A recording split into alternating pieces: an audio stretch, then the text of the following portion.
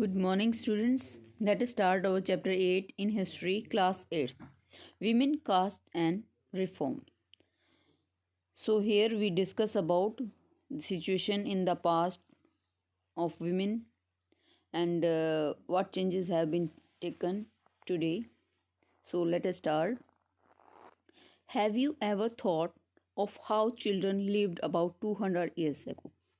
क्या आपने कभी सोचा है कि 200 ईयर्स एगो बच्चे अपने लाइफ कैसे स्पेंड करते थे?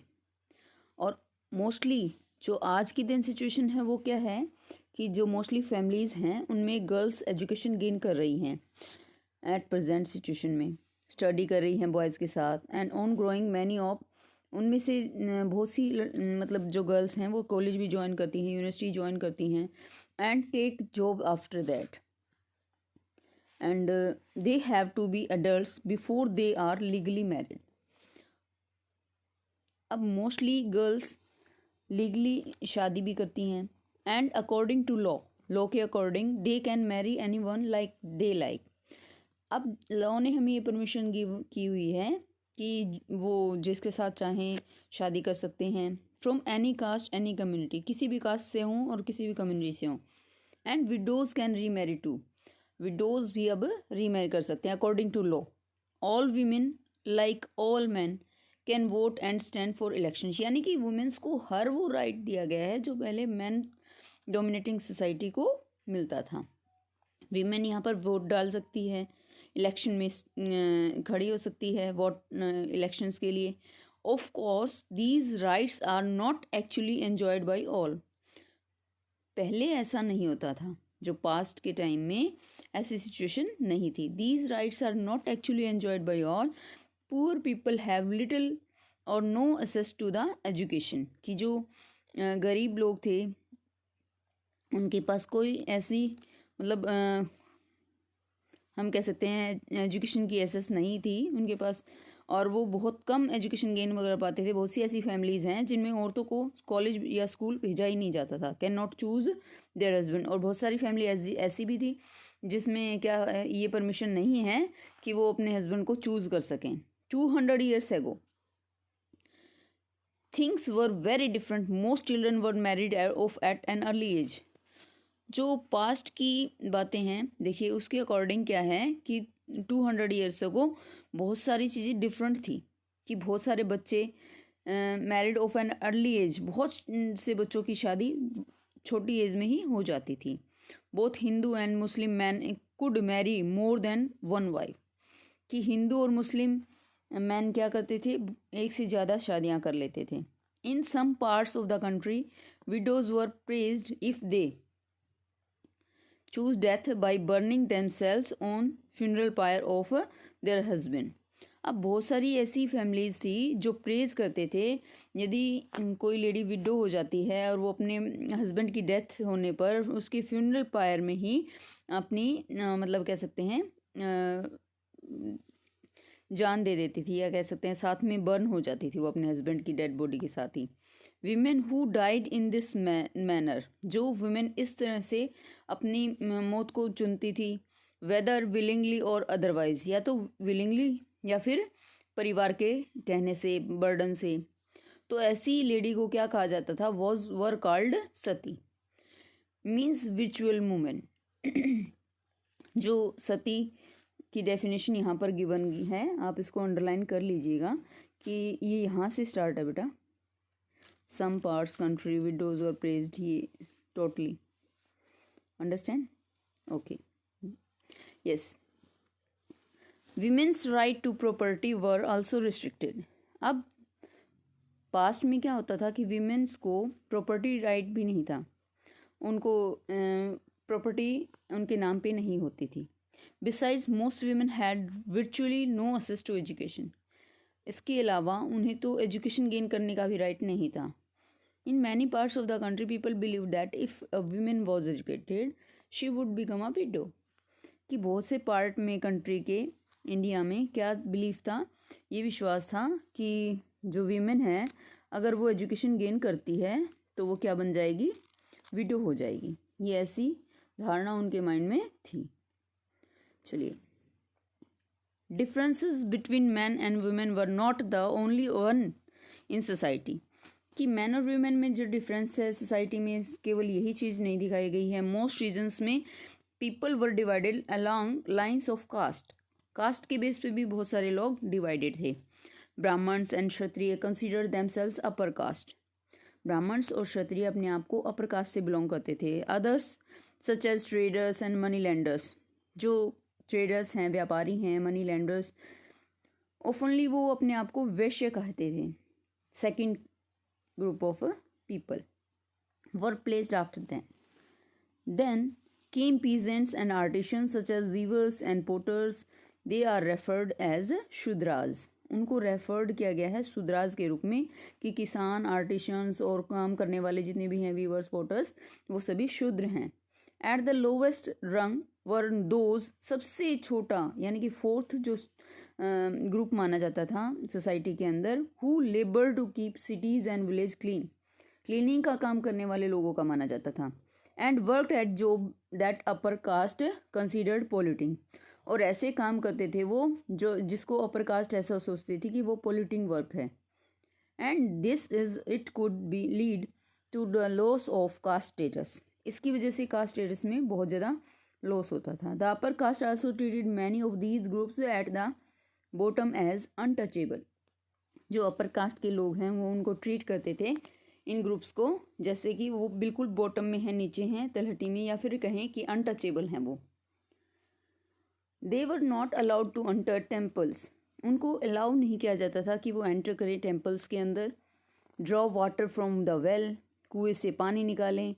Used by the upper cast, जो अपर कास्ट के द्वारा कुआं यूज़ किया जाता था उसमें से उनको पानी निकालने की भी परमिशन नहीं थी. And bath in ponds where upper caste bath. जहाँ पर अपर कास्ट बात करता था उस घाट पर भी, उस पॉन्ड पर भी उनको नहाने की भी परमिशन नहीं थी.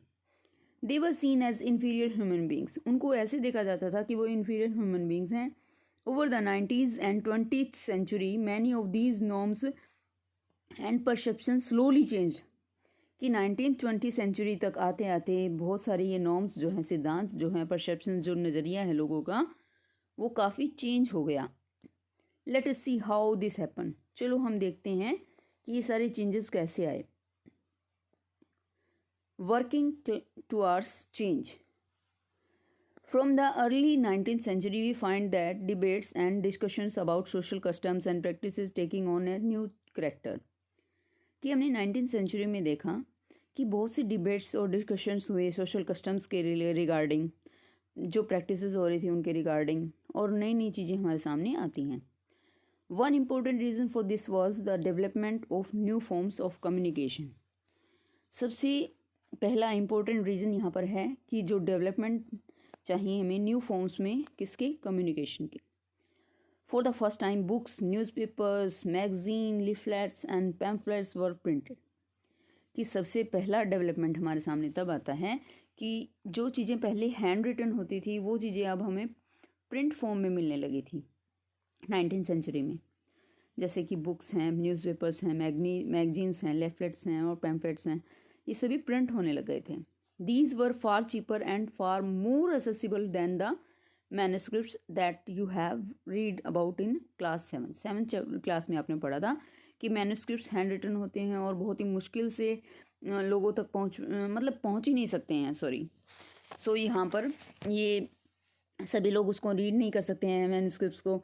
सो ये जो मैगजीन्स और न्यूज़पेपर और बुक्स आई, ये सब लोगों तक ईजीली एसेसिबल थी और बहुत ज़्यादा चीप भी थी. चीप मीन्स कम रेट में मिलती थी, तो सभी लोग उसको खरीद भी सकते थे. Therefore ordinary people could read them. कि ये इसलिए इतना ज़्यादा चीप मिल रही थी, इतनी ज़्यादा क्वांटिटी में थी कि सभी ऑर्डिनरी पीपल इसको रीड कर सकें. And many of them could also right and express their ideas in their own languages. और बहुत से लोगों को अपने बारे में लिखना, अपनी लैंग्वेज के बारे में, अपने आइडियाज़ को एक्सप्रेस करने के लिए जो लैंग्वेज चाहिए थी वो चीज़ें वे यहाँ पर एक्सप्रेस कर सकते थे न्यूज़पेपर के ज़रिए, मैगजीन्स के ज़रिए और डिफरेंट तरीके से.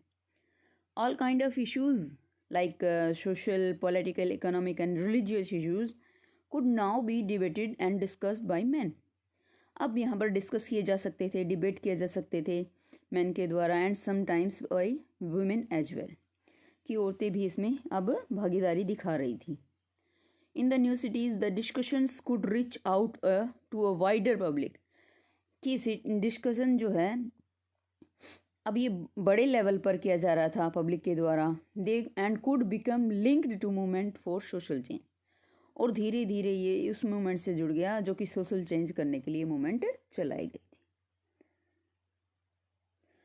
These debates were often initiated by Indian reformers, ये जो डिबेट्स थी नॉर्मली इंडियन रिफॉर्मर्स के द्वारा स्टार्ट की गई थी, जिन्होंने जो रिफॉर्मर ग्रुप्स थे उनके द्वारा। वन सच रिफॉर्मर, सबसे पहले जो हमारे रिफॉर्मर भी हमारे सामने आए राजा राम मोहन राय 1772 to 1833, he founded a reform association known as the ब्रह्म सभा। उन्होंने एक एसोसिएशन बनाई जिसका नाम उन्होंने रखा ब्रह्मो सभा, लेटर नोन एज ब्रह्म समाज, बाद में धीरे धीरे उसका नाम ब्रह्म समाज रखा गया। इन कैलकाटा, वो कैलकाटा में थी, इसको अंडरलाइन कर लेना बेटा। People such as Raja Ram Mohan Roy are described as reformers because they felt that changes were necessary in society and unjust practices needed to be done away with। देखिए पीपल जो राजा राम मोहन राय यहाँ पर बताना चाह रहे हैं एज रिफॉर्मर्स के रूप में, बिकॉज दे फेल्ट, क्योंकि उन्हें लग रहा था कि जो चेंज है वो बहुत ज़रूरी है, नेसेसरी है सोसाइटी के लिए, एंड अनजस्ट प्रैक्टिसेस जो हो रही हैं सोसाइटी के अंदर उनको अब दूर भगाने की आवश्यकता है। ठीक है, needed to be done away with, उनको अब दूर भगाने की आवश्यकता है। They thought that the best way to ensure such changes was by persuading people to give up old practices and adopt new way of life.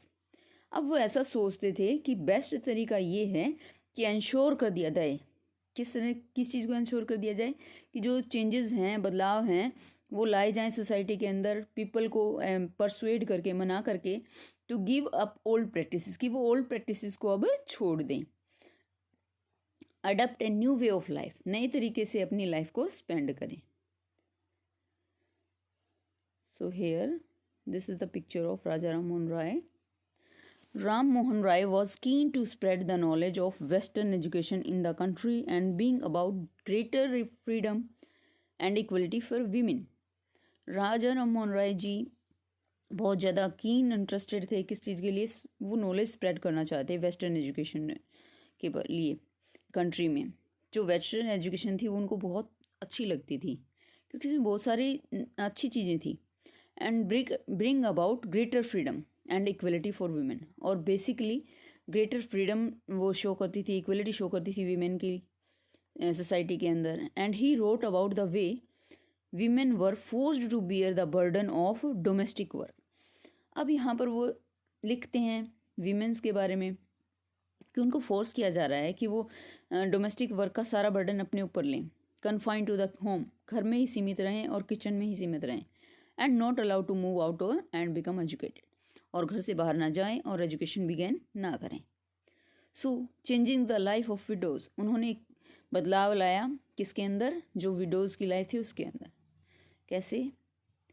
Raja Ram Mohan Roy was particularly moved by the problems widows faced in their life, कि जो राजा राम मोहन राय हैं basically move करते हैं उन problems को जो window अपनी life में मतलब फेस कर रही थी। ही बिगन टू कैंपेन, उन्होंने एक कैंपेन स्टार्ट किया किसके अगेंस्ट, एक सती प्रथा, जो मैंने आपको कहा था ना कि डेड उसके किसी लेडी के हस्बैंड की डेथ हो जाती है तो उसके साथ ही बर्न करने को सती प्रथा कहा जाता था, तो सेम प्रैक्टिस है वो। ठीक है, इस प्रैक्टिस को हटाने के लिए उन्होंने एक कैंपेन स्टार्ट किया।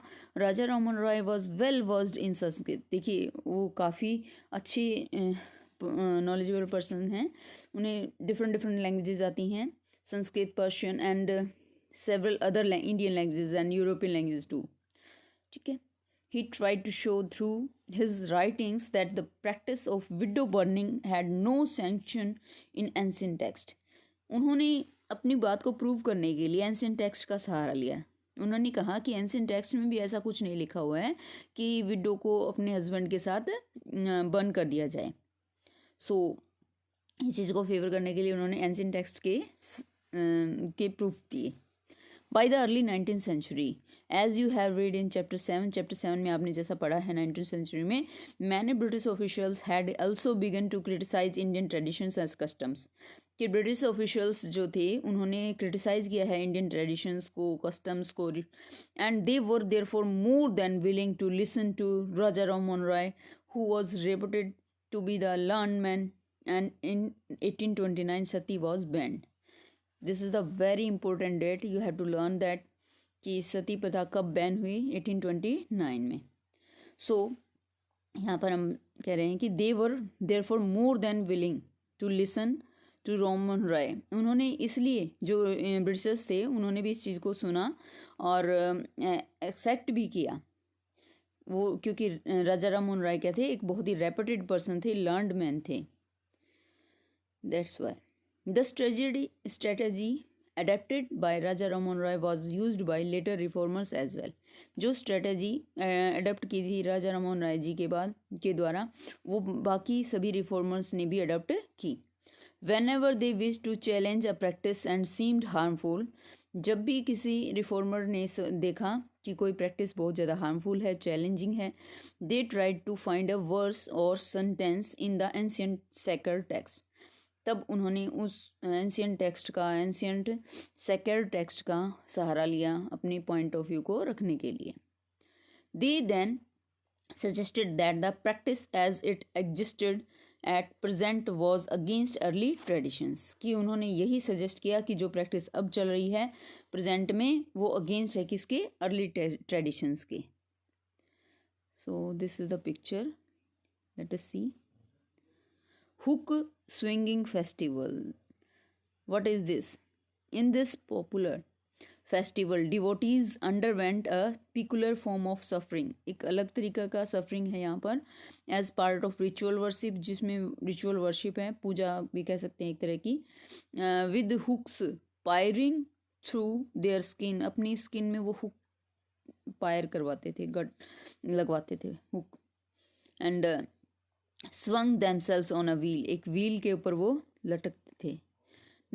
In the 19th century, when European officials began criticizing Indian customs, जब यूरोपियंस ने इस इंडियन कस्टम को क्रिटिसाइज किया, Indian customs and rituals as barbaric, की बहुत ही ज़्यादा जंगली हैं, मतलब बहुत ही अभद्र व्यवहार है, इस तरह का व्यवहार नहीं होना चाहिए, क्रूशियल है। And this was one of the ritual that came under attack, ऐसे ही रिचुअल को ख़त्म किया गया आगे। चलिए, first I them to down to पाई, ये सभी सती प्रथा से रिगार्डिंग हैं, ओपिनियंस हैं, ओपोनेंट्स हैं, बहुत सारी चीज़ें यहाँ पर डिस्कशन में आई थी। उसके बाद चलिए नेक्स्ट हम पढ़ते हैं यहाँ पर। For instance one example one of the most famous reformer Ishwar Chandra Vidyasagar use the ancient text to suggest that widows could remarry. उन्होंने री मैरी का भी मतलब यहाँ पर एग्जाम्पल लिया विडोज़ की, और वो भी एंशियंट टेक्स्ट के सहारे। His suggestion was adapted by British officials, उनका जो सजेशन है अडेप्ट किया गया ब्रिटिश ऑफिशियल्स के द्वारा। And a law was passed in 1856 permitting widow remarriage. ये this law also very important, you have to underline this, कि जो लॉ है कब पास हुआ, 1856 में, और इससे विडोज रीमैरिज कर सकती थी, परमिशन मिल गई थी। Those who were against the remarriage of window opposed Vidyasagar, जो रीमैरिज के अगेंस्ट थे उन्होंने विद्यासागर जी को अपोज किया, एंड इवन बॉयकॉट हिम, और उन्हें बहिष्कृत भी कर दिया गया सोसाइटी से।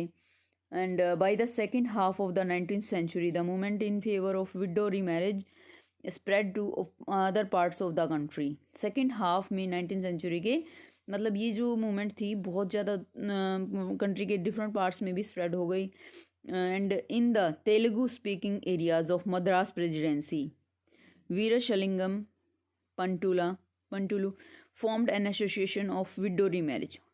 अब वीरशलिंगम ने एक ऐसी एसोसिएशन बनाई जो विडोज़ की रीमैरिज करवाने का काम करती थी। Around the same time, young intellectuals and reformers in Bombay pledged themselves to working for the same cause। इसके साथ साथ जो बहुत सारे यंग इंटेलेक्चुअल्स थे यानी कि रिफॉर्मर्स थे, उन्होंने बॉम्बे में प्लेज किया। प्लेज मीन्स शपथ ली कि वो क्या करेंगे, इसी कोज के लिए वर्क करेंगे, विडोज रीमैरिज के लिए। In the north, Swami Dayanand Saraswati who founded the reform association called Arya Samaj also supported with widow marriage. कि नॉर्थ डायरेक्शन में भी स्वामी दयानंद सरस्वती ने इस चीज़ को हेल्प की और उन्होंने इस रिफॉर्म एसोसिएशन में आर्य समाज को फाउंड किया, यानी कि आर्य समाज की स्थापना की। आल्सो सपोर्टेड विडो रीमैरिज, और उन्होंने विडो रीमैरिज को भी सपोर्ट किया। Yet the number of widows who actually remained love, कि अभी जो संख्या थी रीमैरिड वाली वो बहुत कम थी। Those who remarried were not easily accepted in society, जिनकी शादी की गई थी रीमैरिज एक्ट के थ्रू, उनको सोसाइटी ने बहुत कम एक्सेप्ट किया था। एंड कंजर्वेटिव ग्रुप्स से continue to oppose the new law, और जो कंजर्वेटिव मतलब संकीर्ण सोच वाले लोग हैं, छोटी सोच वाले लोग हैं, जो उन्होंने अभी भी इस लॉ को अपोज किया। ये आप जो पिक्चर है, इस पिक्चर के नीचे आप इन लाइंस को अंडरलाइन कर लीजिए, इंपॉर्टेंट लाइन है। देखिए, Dayanand founded the Arya Samaj in 1875, an organization that attempted a reformatism. This is very important. So here I stop my video, and next part I will send you very soon. Thank you. Have a nice day.